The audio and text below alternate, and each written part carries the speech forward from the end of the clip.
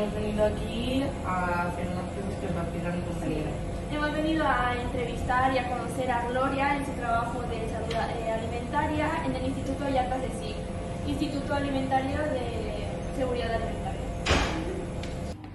Hola, soc Gloria Sánchez, investigadora del Instituto de Agroquímica y Tecnología dels Aliments que pertany al CSIC.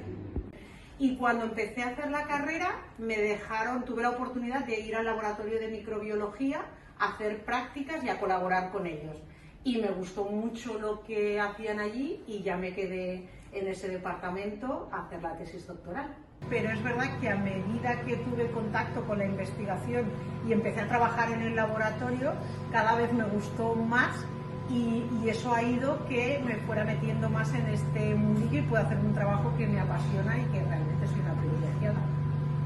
La verdad es que no, en mi época teníamos pocos referentes femeninos de ciencia, sí que conocíamos a alguna investigadora, pero no es como ahora que realmente se está potenciando la figura femenina en la ciencia. En el centro mayoritariamente siempre han habido directores hombres, pero eso ha cambiado.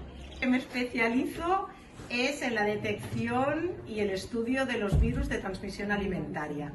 Y la contribución a la ciencia, yo creo que es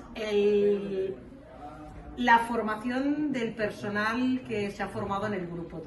Pues yo creo que lo más difícil es la conciliación familiar, intentar ser buena investigadora y buena madre y no morir en el intento.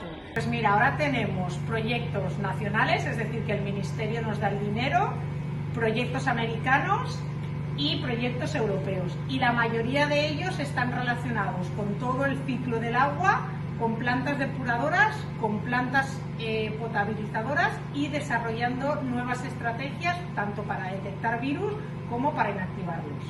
Pues la colaboración, al igual que el grupo de trabajo, es de las cosas más importantes en ciencia.